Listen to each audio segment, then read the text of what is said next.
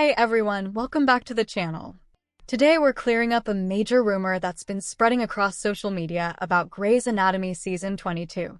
Recently, posts on Facebook and X claimed that Patrick Dempsey would return as Derek Shepherd for 7 episodes in Season 22.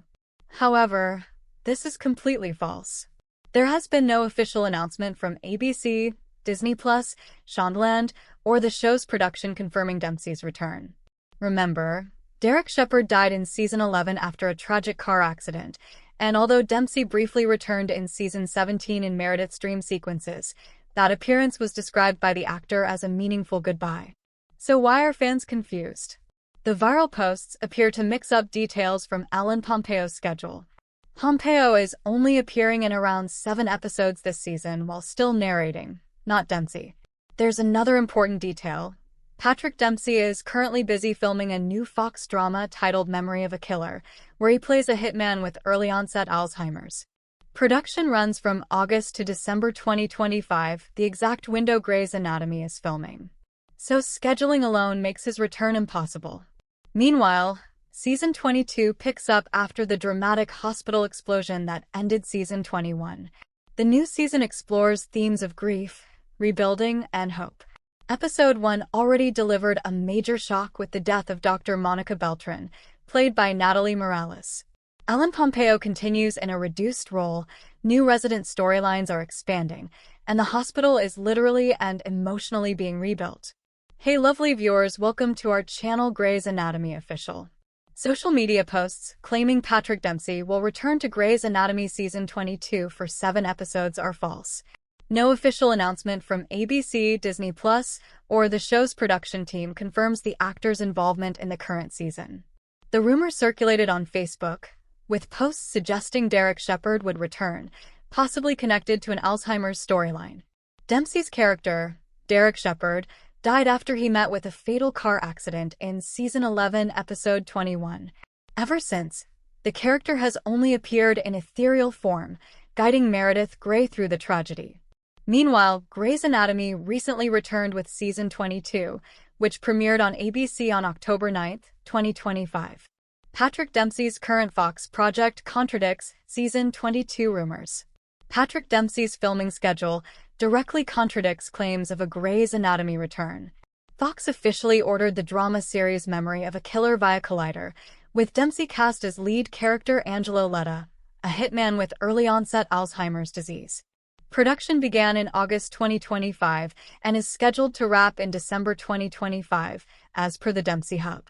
This is Dempsey's first broadcast television lead role since leaving Grey's Anatomy in 2015 after 11 seasons. The false social media posts specifically claim, yes, it's true. Derek Shepherd is returning to Grey's Anatomy for Season 22, with Patrick Dempsey set to appear in at least 7 episodes. While details are still under wraps, there's speculation that his return may tie into Meredith's journey, possibly even something connected to early-onset Alzheimer's. The reference to 7 episodes likely stems from confusion with Ellen Pompeo's Season 22 commitment. Pompeo appears in approximately 7 episodes this season while continuing to narrate, a detail reported by Variety. The returning cast includes Ellen Pompeo, Chandra Wilson, James Pickens Jr., Kevin McKidd, Katarina Scorsone, Camilla Luddington, Kim Raver, Chris Carmack, Anthony Hill, Jason George, Alexis Floyd, Harry Shum Jr., Adelaide Kane, Nico Tero, and Trevor Jackson.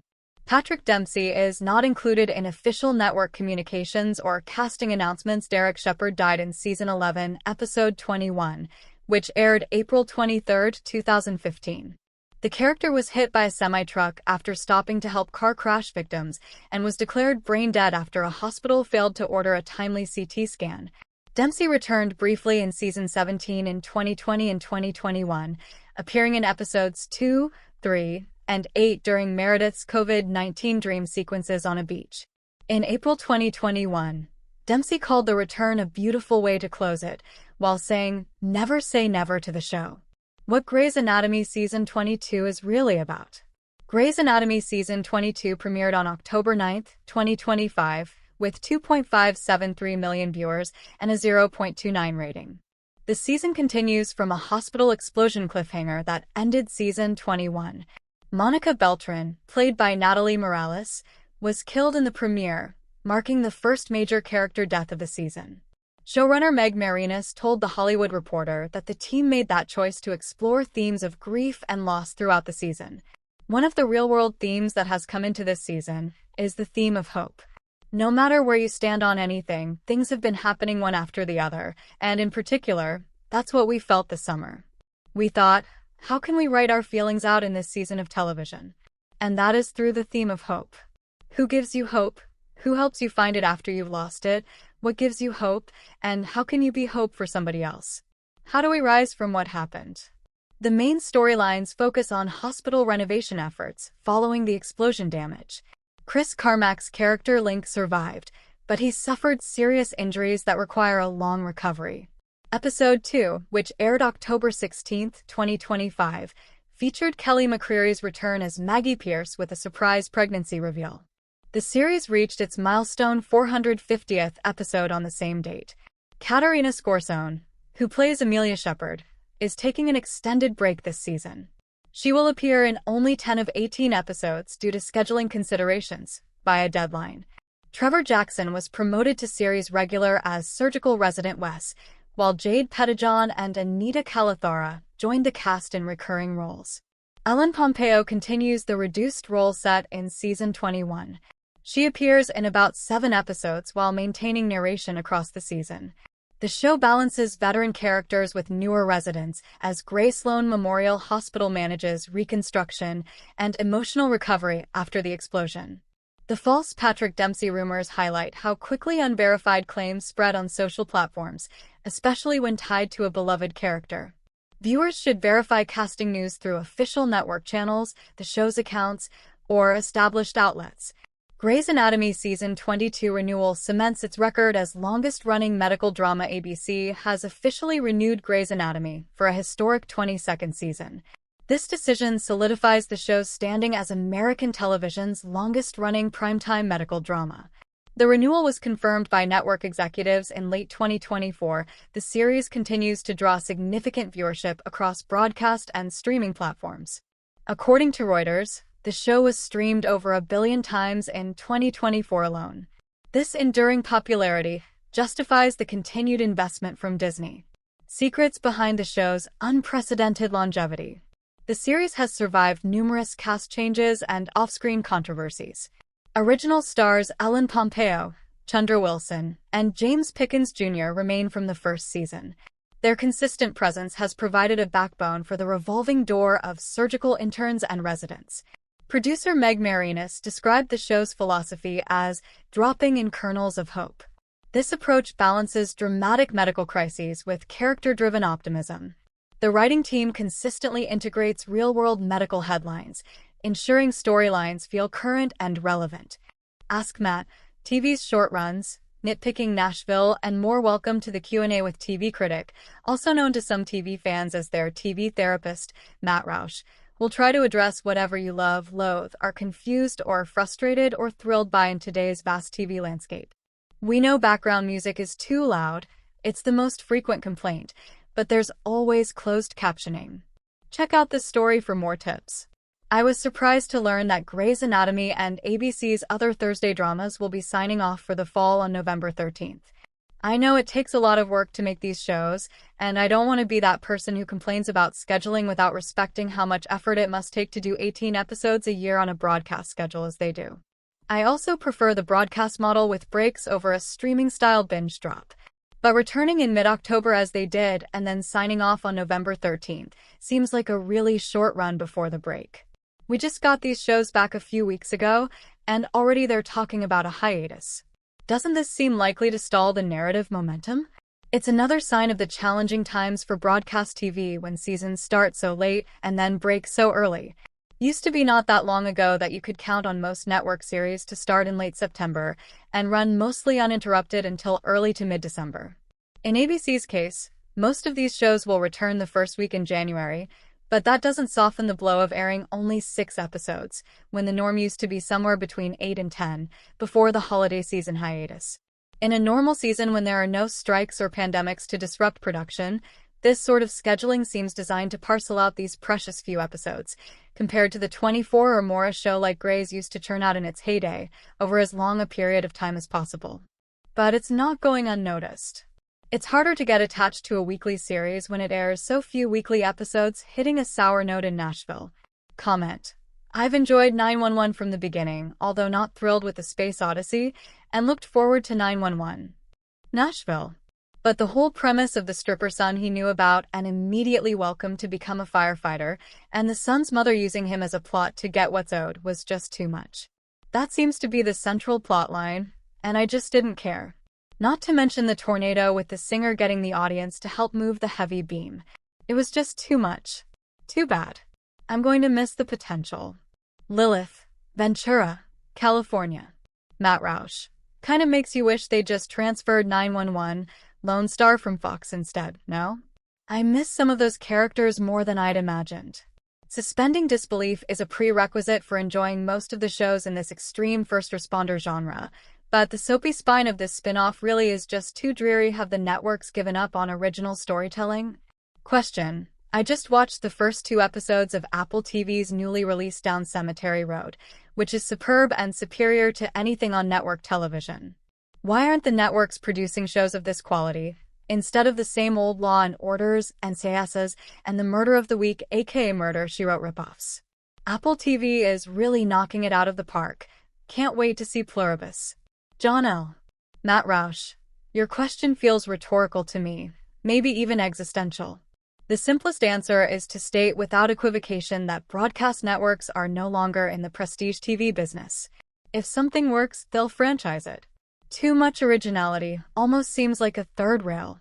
Case in point, CBS's Brilliant Evil moving to the company's Paramount Plus streamer after the first season, and The Good Wife spin-off, The Good Fight, never even being considered for network. We're lucky to get a second season of something as compelling as NBC's medical drama Brilliant Minds, and even that plays mostly within the rules of a defined genre. The networks are aiming for more of a mass audience, and they've abandoned entirely the sort of ambitious short-form limited series that might attract talent like Emma Thompson, who's killing it in Down Cemetery Road, whose source material is from the same author of the Slow Horses book series. Natalie Morales says she's not dead after shocking Grey's Anatomy death. I'm right here. Natalie Morales has addressed her shocking Grey's Anatomy death. Guys, I don't know what to tell you. I'm not dead, Morales, 40, said in a Friday, October 10th, TikTok video. I'm right here. Don't worry, no matter what you've heard or what you've read in the comments of all my other videos, I didn't die. She added, I'm right here. You can come see me anytime you want. Thank you for worrying, though. Morales recently played pediatric surgeon, Dr. Monica Beltran on Grey's. Her character, spoiler alert, died in the Thursday, October 9th, season 22 premiere. Monica had been among the Grey Sloan Memorial doctors injured in a fatal explosion on the operating room floor of the hospital. What has the Grey's Anatomy cast said about who is definitely dying in season 22 after that explosion? While fans were stunned to learn of Monica's death, so were the cast members themselves. They don't tell us a lot. It was to the point over the summer I had texted Chris Carmack, who plays Link, and I was like, hey man, so do you make it or what's going on? And he didn't know either. Anthony Hill, who plays Dr. Winston Digu, exclusively told us weekly on Friday. A lot of us aren't really sure about all the details, and they kind of keep that from us, probably on purpose, because some of us talk a lot. He continued, I think it was surprising once we got the script, which was right before we started filming, and then it was sad because you're thinking about it from a perspective of your coworkers and not just characters. Stepping into the characters, of course, it's sad and it's tragic, but then there's another layer of sadness because Natalie is my buddy, and it's like, oh man, I loved working with her and hanging out. On screen, Monica's death will pose its own set of curveballs for the surviving Grey Sloan doctors. There's a lot of challenges for the people who survived the blast for lots of different reasons. Hill, 37, hinted to us.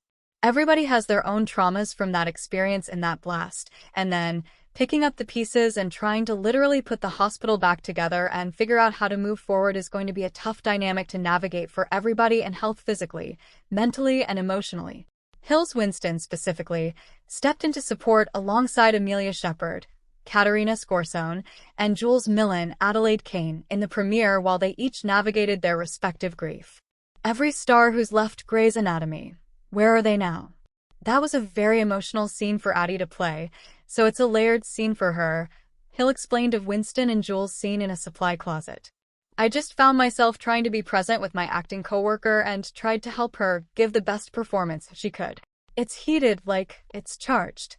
I don't know if we were aware of that fully, but seeing it play out in the episode was really beautiful. Hill also addressed fans' speculation that his character might have shared a near kiss with Kane's Jules. While Winston is the head of cardiothoracic surgery, Jules is in the middle of her residency and, thus, his subordinate. Winston was trying to be there for Jules. He sees she's having a breakdown. He cares about her. He knows there are levels of trauma that are indescribable, Hill said. What happens through that are some things you can't control, and I think there was an energy between them that was undeniable in that moment. So were either of them going in for a kiss? Not purposefully, but I think what ended up evolving in that scene was something magnetic and special that wasn't planned. Thanks for watching this video. Please hit the subscribe button and give this video a thumbs up.